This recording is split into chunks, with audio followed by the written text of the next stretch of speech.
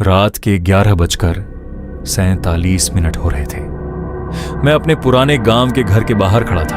वो घर जो बचपन से बंद पड़ा था। दीवार का पेंट उतर चुका था, खिड़कियों के शीशे टूट चुके थे और हवा चलती तो दरवाजा खुद हिलता था। पर सबसे अजीब चीज घर नहीं था। घर के पीछे का बगीचा था, एक बहुत बड़ा सूखा बगीचा जिसमें कोई पेड़ जिंदा नहीं था। हर पेड़ मुरझा कर टेढ़ा हो चुका था, जैसे किसी ने उनकी जान निकाल ली हो। और उस बगीचे के बीच एक पुराना गहरा कुआं, जिसके आसपास मिट्टी का रंग भी अलग था, जैसे वहां कुछ गिरा हो या घोला हो। गांव वाले बचपन से कहते थे, रात को उस बगीचे के पास मत जाना, कुआं खाली नहीं है। मैं एक मम हंसता था, आज भी हंसा और घर के अंदर आ गया। रात को मुझे नींद नहीं आ रही थी। हवा की आवाज, पुराने घर की खड़खड़ और एक अजीब सा एहसास, जैसे कोई मुझे देख रहा तो हो। मैं उठकर छत पर चला गया। सब कुछ शांत था। तभी एक आवाज आई, पानी, थोड़ा पानी दे दे। मैं फ्रीज हो गया। आवाज धीमी थी पर क्लियर थी और वो आवाज सीधा बगीचे के बीच वाले कुएं से आ रही थी। मैंने खुद को समझाया हवा का साउंड होगा, पर फिर आवाज आई, पानी दे दे। इस बार थोड़ी तेज थी। मैं टॉर्च लेके नीचे गया, धीरे धीरे बगीचे की तरफ बढ़ने लगा। हर कदम के साथ मिट्टी की स्मेल बदल रही थी, जैसे कुछ साध रहा हो। मैं कुएं के पास पहुंचा और धीरे से झांका। अंदर बिल्कुल अंधेरा था। फिर एक सेकंड के लिए कुछ हिला। मेरा दिल जोर से धड़कने लगा। मैं तुरंत पीछे हटा और बिना पीछे देखे घर भाग गया। अगली रात मुझे फिर आवाज आई, इस बार और पास से, तू आ गया। मुझे पता था तू आएगा। मेरी सांसें रुक गई। मैं धीरे से दरवाजा खोला, कोई नहीं था। पर आवाज फिर आई, इस बार मेरे बिल्कुल पीछे से। मुझे पता था मैं पलटा, कोई नहीं, सिर्फ हवा। पर अब मुझे पता था वो मुझे बुला रही है। मैं फिर बगीचे गया, इस बार बिना सोचे समझे।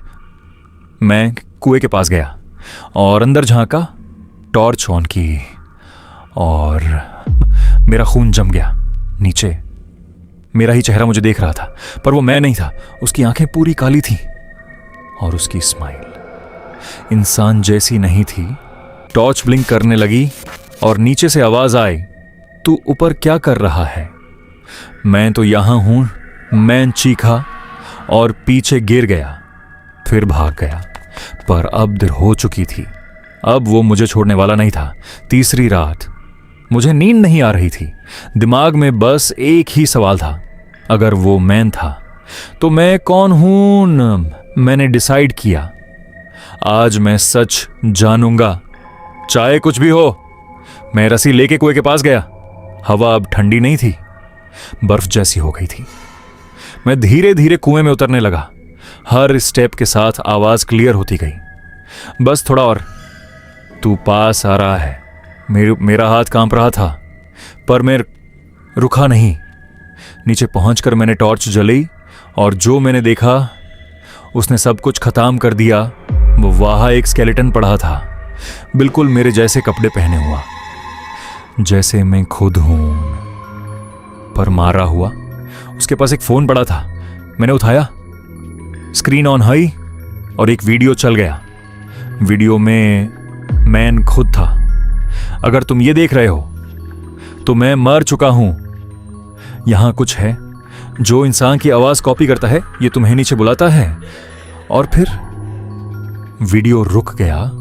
मेरा हाथ कांपने लगा। मैं धीरे से ऊपर देखा, तभी ऊपर से आवाज आए, अब तू नीचे रह, मैं बाहर जा रहा हूं। मैंने देखा मेरा ही डुप्लीकेट रस्सी पकड़कर ऊपर चढ़ रहा था। उसकी गर्दन तेरी थी, आंखें काली और स्माइल बहुत ज्यादा बड़ी। मैं चीखा, रुक जा, मैं ही असली हूं।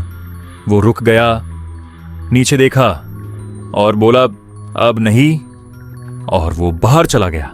अब मैं यहीं हूं, इस अंधेर कुएं में, न दिन का पता न रात का, बस आवाज और इंतजार।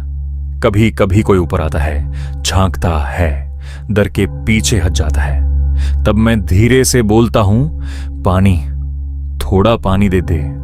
पर अब मैं पानी नहीं मांगता, मैं किसी को नीचे बुलाता हूं।